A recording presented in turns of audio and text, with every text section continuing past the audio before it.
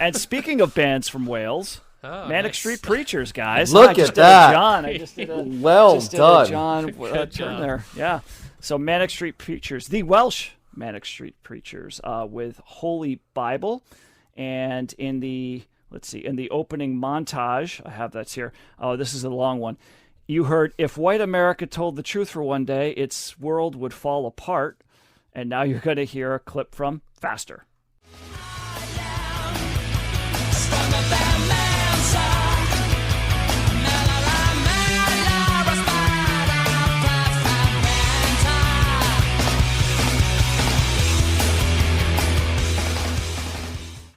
Okay, so Manic Street Preachers' Holy Bible comes in at number 86 in the 1990s on Best Ever Albums, number 13 in 1994, number 473 of all time. It is Manic Street Preachers' highest-rated album on Best Ever Albums, and is the only album we're covering tonight that did not make Rolling Stone's list. And Manic Street Preachers are ranked number 182 in overall artist rankings on Best Ever Albums. All right, so Manic Street Preachers, or we should just call them the Manics, because that's kind of what their fans refer to them on, the Manics. Okay. They are a band from Wales. This album, this is their third studio album, released on August 30th, 1994. And the genres include alternative rock, Britpop, punk rock, and glam rock. Lots of influences here on them, including The Clash, Guns N' Roses, Alice in Chains, Red Hot Chili Peppers, Gang of Four, Magazine, Bruce Springsteen, New York Dolls, Wire, Rush, Simple Minds, ABBA, of all people, Talk Talk, The Buzzcocks, Mark Bolan, Roxy Music, Queen, Sex Pistols, David Bowie, Lou Reed, and The Smiths. And some artists that they have influenced include Muse, Coldplay, Robbie Williams, Stereophonics, and Travis. They have a total of 14 albums. Their most recent was 2021's The Ultra Vivid Lament. And their highest charting album, well, we're only talking about UK numbers here because this band was huge and is huge in the UK, not so much in the US because they didn't really ever chart here. But in the UK, the highest charting album was 1998's This Is My Truth, Tell Me Yours. And also 2021's The Ultra Vivid Lament. They both reached number 1 in the UK charts. And their highest charting singles are 1998's If You Tolerate This, Your Children Will Be Next, and 2000's The Masses Against the Classes. So a lot big band in Britain, not so much here in the States. They were formed in 1986 in school in South Wales. The band members include James Dean Bradfield on lead vocals and guitar, Sean Moore on drums and percussion. Actually, those two are also cousins. Fun fact. Miles Woodward, also known as Flicker, he was the original bass player, and Nicky Wire on guitar. They're uncertain of the band's origin, the name of the band's origin. I'm sorry, the origin of the band's name. Excuse me. They're not sure what that is, but there are stories that I guess Bradfield was busking on the street, got into an altercation with a homeless man who said, "What are you, boyo, some kind of Manic Street preacher?" And maybe that stuck. Who knows? Woodward left the band in 1988 as he felt that they were kind of moving away from their punk roots. So they were a trio for a little bit. They recorded their first single, Suicide Alley. And after that single was released, they took on their driver and roadie, Richie James Edwards, also known as Richie James, also known as Richie Manic. So he joins the band as their guitarist, but he wasn't a very good guitarist. He's listed as a guitarist on this record, but I don't think he actually played. He was more of a conceptual guy. He wrote a lot of the lyrics. About 75% of the lyrics on this record were written by Richie James. And he also was in charge of some of the production and some of the artistic nature of the album itself. So Richie James was a really interesting person. He had a lot of mental health issues. There was a famous interview he gave in 1991 with NME.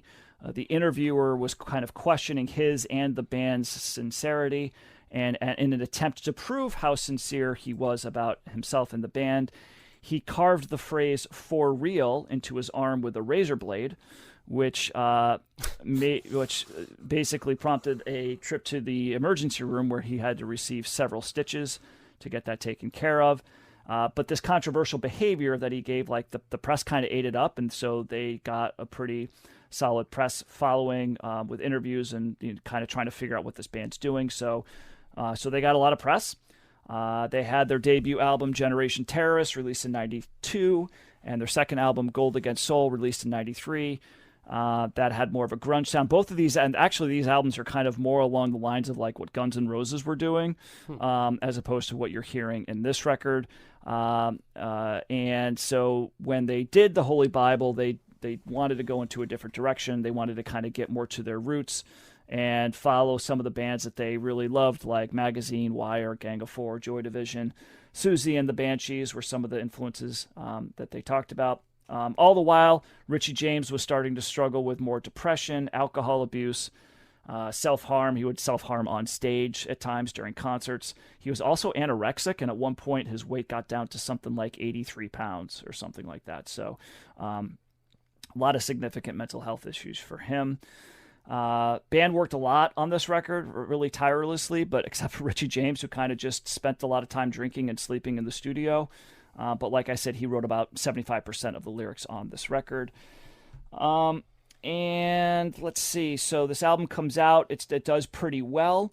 They chose the title, The Holy Bible, to reflect the idea that, quote, everything on there has to be perfection, because Richie James said, quote, the way religions choose to speak their truth to the public has always been to beat them down. I think that if a Holy Bible is true, it should be about the way the world is, and that's what I think my lyrics are about. The album does not pretend that things don't exist. So if you did pay attention to the lyrics of this record, they are pretty heavy, they are pretty dark and bleak. In fact, NME ranked this as, in 2011, ranked this as the darkest album of all time, which I found interesting because the music does not match up. The music's actually, it's one of those albums that's kind of like... I don't even know if it's the darkest album we're covering tonight. I know. That's well, and it's funny because obviously Nine Inch Nails made that list, as did a number of other albums that we have covered. So, yeah, sure. Including Portishead Stummy, which we covered last week. That came out at 11, I believe. So the story about this band that's really like what's sadly one of the things that they are known for is obviously with Richie James. On February 1st, 1995, he was set to travel to the U.S. with James Bradfield to promote this album, but he essentially disappeared. He did not show up, and nobody has really seen him since. Although there were alleged sightings of him. But nothing was ever really confirmed. But the last time that he was, definitely people knew where his whereabouts was on February 1st, 1995. They did check some bank records. The 2 weeks prior to his disappearance, he withdrew 200 pounds each day from the bank account. And the night before he disappeared, he gave a friend a book called Novel with Cocaine. And he instructed her to read the introduction, and that introduction details the author staying in a mental asylum before vanishing. There were several accounts of his locations. On February 14th, a couple weeks later, his car was found abandoned with a dead battery, and I guess evidence that he had been living in there. I don't know what that evidence was, but that's what they said, that he must have been living in his car. The location of the car was actually near a bridge that had been known as a suicide site that other people had taken their lives from. So it's widely believed that that's what happened, that he jumped from the bridge, and the body was never recovered. Oh, okay. But he was basically listed officially as a disappeared person until November 23rd, 2008, when he became officially presumed dead, and at that point his parents were able to administer his estate. So after his disappearance, the band took a 6-month hiatus. They considered disbanding, but then they decided to move forward with the blessing of Richie James's family, and so they wrote more records, they performed, and basically whenever they performed now, they set up a microphone for Richie James at all of their live shows. In remembrance of him. But yeah, he was truly a troubled guy, and a sad ending there. And still, nobody knows exactly what happened to him, which it's really interesting story there. But with their next two records, they try to set themselves up as a smash in England and other European countries. They try. It's one of those things that they've tried to, branch out into the U.S. multiple times. One time in 1996, they got a spot opening for Oasis on a U.S. tour, and in 1996, Oasis were huge.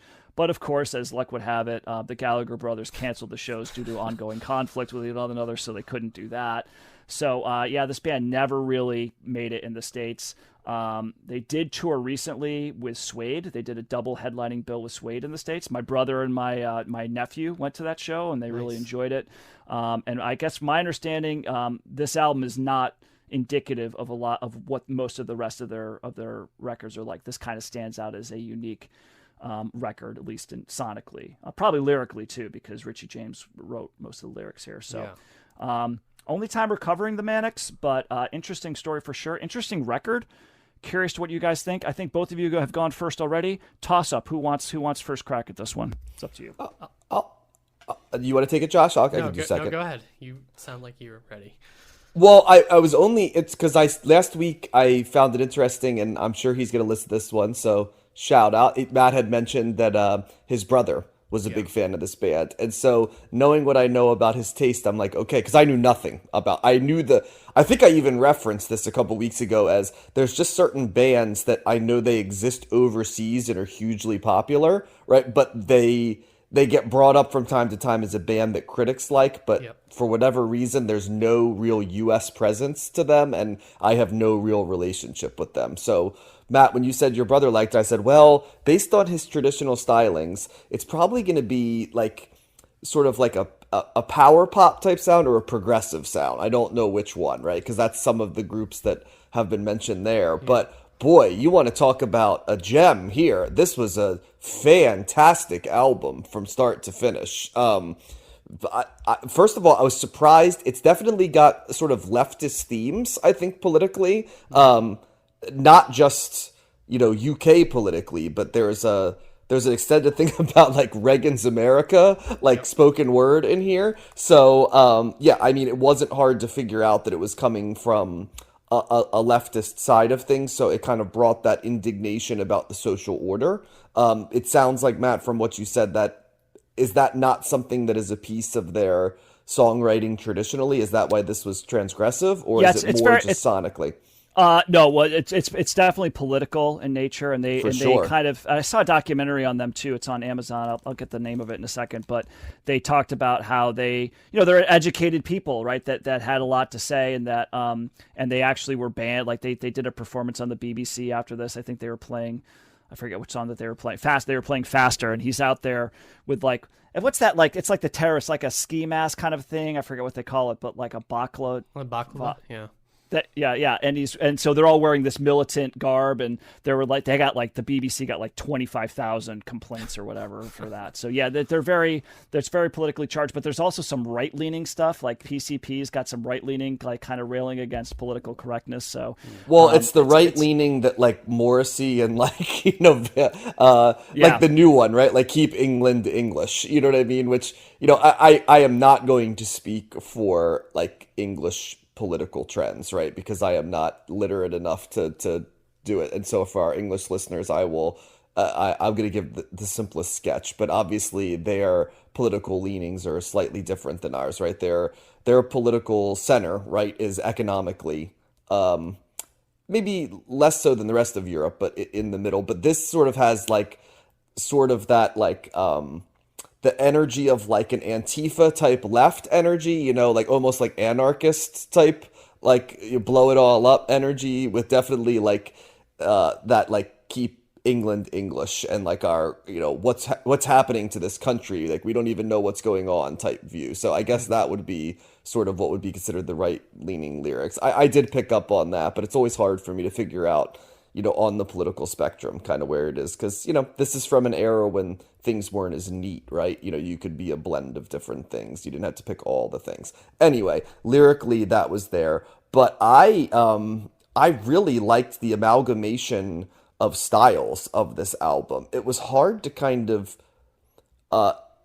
say what exactly like genre this was, which was appealing to me. There was like a punk rock ethos and energy to it that almost bordered on like hardcore at times. There was a prettiness that had that power pop feel and like song construction along the way. There was abrasive stuff that wasn't feedback or anything, but it had kind of like that abrasive feel that sometimes when you let that snarl go, it gives you the same thing. And when you sort of pieced it together, it was this extremely energetic, defiant album that really appealed to my personality. I'd compare it a little bit to like what Fugazi is at times, where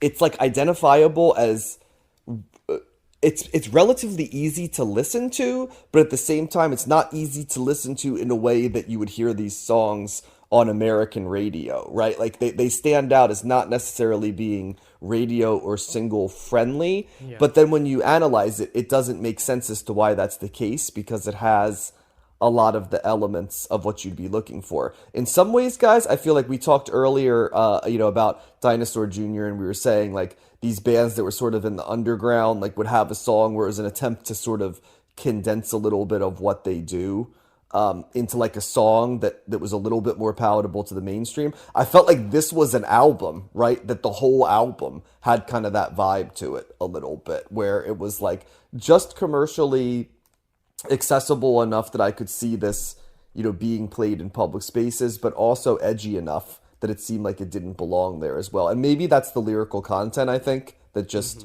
maybe made it feel a little bit more, aggressive or transgressive, whatever you want to say, along the way. I'm gonna leave. There's a lot more I could say about this album. I'm gonna punt on this one, not because I don't have more to say, but because I'm really curious about what you guys think of this album, because this falls in that category of I have a pretty clear idea of what Matt's gonna think about this, but I could be wrong. But Josh, I have no idea how you're gonna feel about this album, so I'm super curious myself. What did you think of this one? Oh, I love being mysterious. You are, yeah.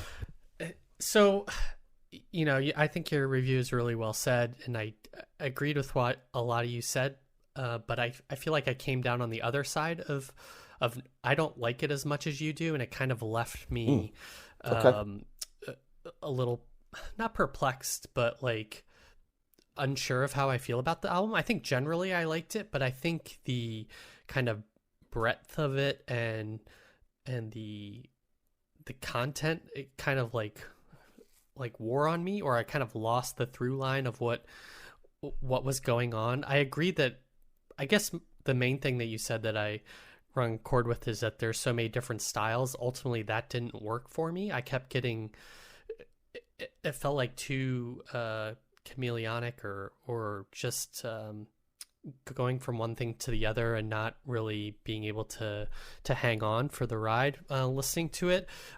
I really got the the punk vibe, the glam definitely came through for me as well, and the lyrical content rose to the top as well, especially right from kind of the opening montage track that Matt said, "If White America," ellipses, it goes on and on, but it felt like a concept album at times with the interludes of kind of the dialogue taken from other things.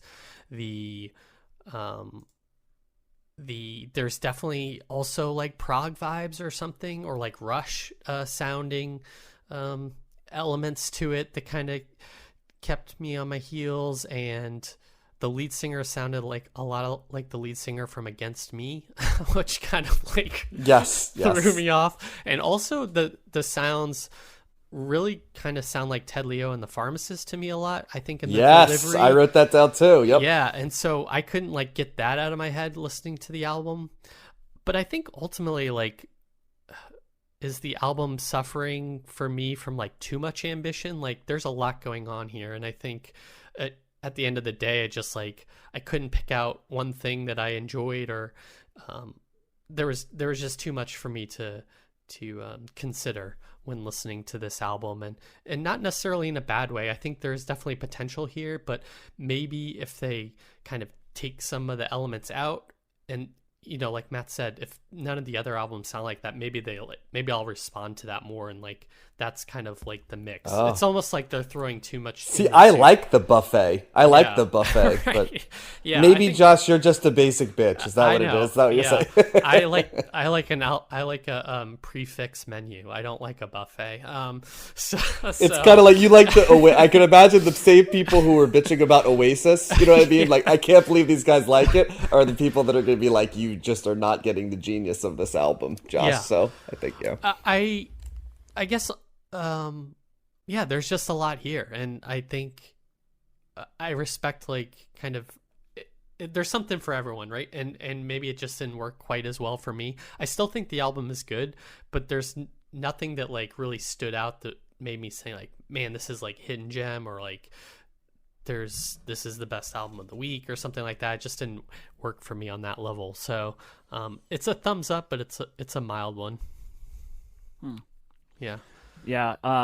It's funny. You guys have touched on things that I was definitely going to say. Like, yes, so as soon as I heard them, like, okay, Against Me, right? Because it's got like especially like on the second track, If White America Told the Truth for One Day, but like that sounds like a very, because Against Me has stuff like that too, like this, kind of a politically. Also, charged, the lead singer of Foxy Shazam, Matt, another band you like. There's some similarities. He's got a high voice.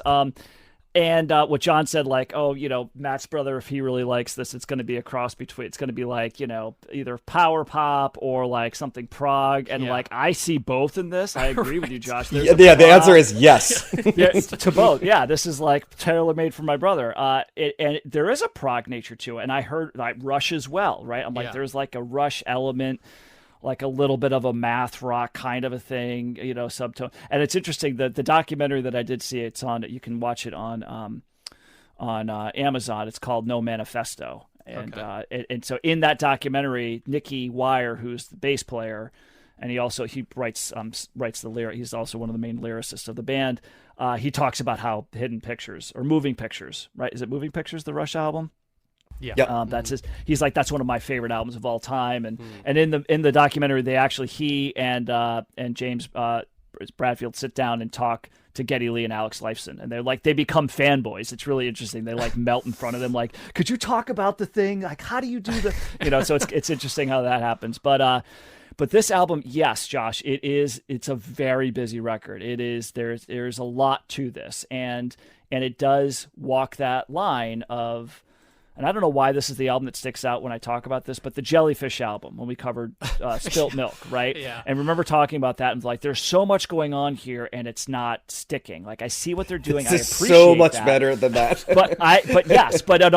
but what I'm getting to that point being, just because you're doing all this stuff and throwing a lot of things at the wall doesn't mean that in and of itself is a bad thing, because most of the songs here, if not all for me, they're hitting, right? And they have really interesting guitar riffs that are just, there's a lot of like, they stand out. They're really descending, like powerful, like of Walking Abortion, that descending guitar part in the chorus. It's just something about it just stands out. It's very unique in that regard. Like it's, I don't know how else to say it. It's just like, wow, that stood out to me. A song like Archives of Pain, Mausoleum. There are these like dark sounding guitar parts, but it's also not. I wouldn't say it's a terribly dark, because the surrounding instruments around it are lighter. So it's kind of it's like pushing against each other, right? So one part's being pushed down, the other one's being pushed up, and you're kind of in the middle here, and you're being torn as to like, exactly how am I feeling about this? Like, is this a happier, poppier sounding song? Obviously the lyrics are all depressing, but or is this like a darker, like heavier song? And I don't know, something about being in both lanes at the same time with a lot of these songs, I kind of liked it. I love the way this album opens. It's got two of the best songs. Yes is a great song. If White America is a great song. And they have parts in it that they take in different directions, right? Like that there's a really quick part in Yes where he sings the chorus and he puts all these notes together. And it's like, wow, he added so much to that. And that was really cool, And the White America, they do this guitar breakdown. The chorus there is great. I was smiling. It's one of those songs, the first time I heard it, I was like, this is cool, right? Yeah. And there's plenty of other songs on here that really stood out. Like I really liked Revol. I really liked Faster, Die in the Summertime. Your list is like the same as mine, Matt. Yeah, and so, yeah. but even like the slower, like the ballads, like "She Is Suffering" is a really, that's a great song too. This Is Yesterday, another. So and I like that fact too. It's not, yes, there's a lot going on here, but it's not intense the whole way, at least sonically speaking. They kind of bring it down. So they're playing with different tempos and things like that. So, it is that I really think it's that dichotomy of really like being upbeat and like energetic, but also like heavy and darker, right? So really unique too, and I think when you're throwing in prog elements and punk elements and glam and pop punk, and it's just there's a lot happening here, but I think it's all good. I didn't listen to any of the other records. My understanding is the one that comes after this is like, it's like they're coming to terms with the disappearance of Richie James, right? Yeah. So, and it's certainly not as, I don't think it's as bombastic as this, but dude, the people in Britain love these guys. It's kind of, I think when my brother went to the show, he was saying because they saw him at a smaller club, right? Like Suede and Manic Street Preachers aren't drawing a big crowd. Niche crowd. And he was talking to some British guys, and they were like, back home, people can't believe that we're seeing them in a club like this, because there's like no way they'd be playing bigger places there. So I'm interested to check out their other stuff. And thumbs up. This is a really, really cool find. That's kind of the thing too, because I agree with you, Matt, that the album started really strong, and I was like, all right, this sounds really good. And then like they like never got back to that. I was like, hey, what about like what the first song sounded like? Do you have anything more like that? And they just like keep going and like doing different things and like adding. They probably stuff. Start with their two best songs right up front. I probably would agree with that. Yeah. So maybe it's just like you said, maybe it just couldn't compete with the first two, or maybe I don't know. They're just very diverse in their sound. Yeah, I was really high on this one, guys. This is another album that's like borderline elite for me, for sure. Oh wow! Isn't it fun? Really, like really just like I never heard of these guys. And you listen to this once, it blew my mind. It's awesome. Mm-hmm. Yeah, and the smorgasbord part of it was a feature, not a drawback for me. And Matt, I promise you, if you were to ever disappear without a trace from the podcast, we would do a tribute episode for you on CTS. I appreciate it. It would be like bonus 23. We could start a spin-off podcast of Let's Find Matt. We could enter the true crime podcast. Yeah, and have a whole new audience.